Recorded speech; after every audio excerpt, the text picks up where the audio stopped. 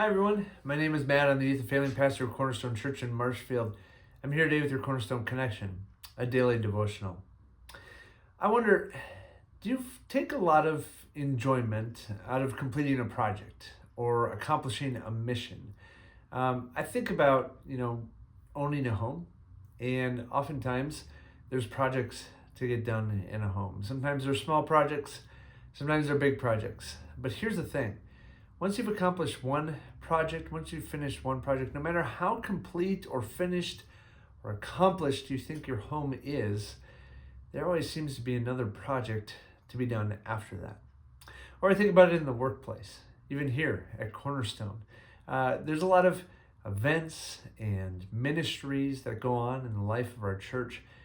And I often have thought, okay, once we get done with this event or we get done with this time of the year, then things will slow down and we can kind of take a deep breath and not have a project to work on. But every time that we get done with one event, you take a short breath and you move on to the next thing, the next person, and whatever God has next.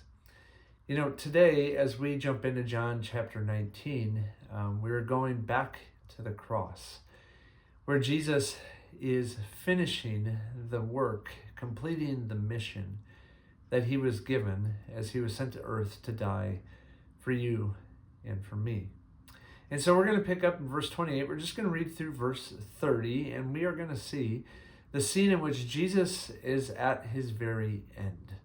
And we're going to see what happens there. We're going to also hear what Jesus has to say, and then we'll make a few comments after that. Here's what John 19, verse 28 through 30 says. It says, after this. Now, what a way to start verse 28, because if you and I were to start at verse 28 and make our way backwards, we would see all that Jesus has gone through. Not just the suffering and the punishment leading up to him hanging on the cross, but his whole life and ministry before that. It says, after this, Jesus, knowing that all was now finished, complete, accomplished, said, and in parentheses, to fulfill the scriptures, I thirst.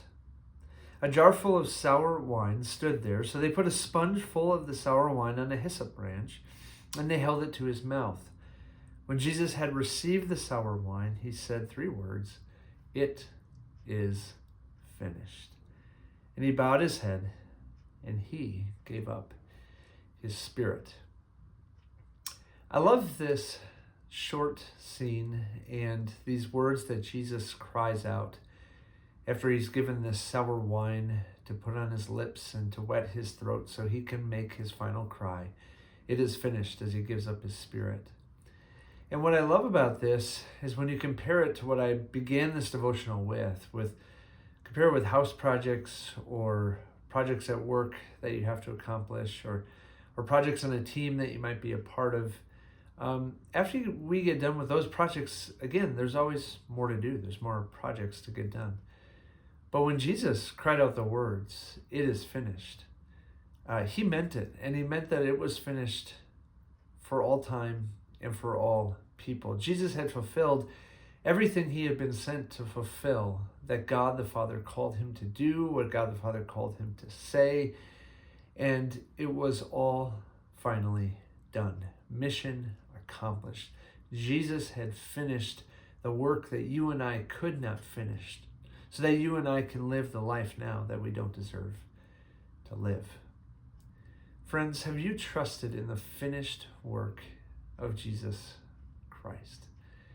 I think all too often we hear about what Jesus did for us. We hear him cry out on the cross, it is finished, and yet we still think there is work to be done.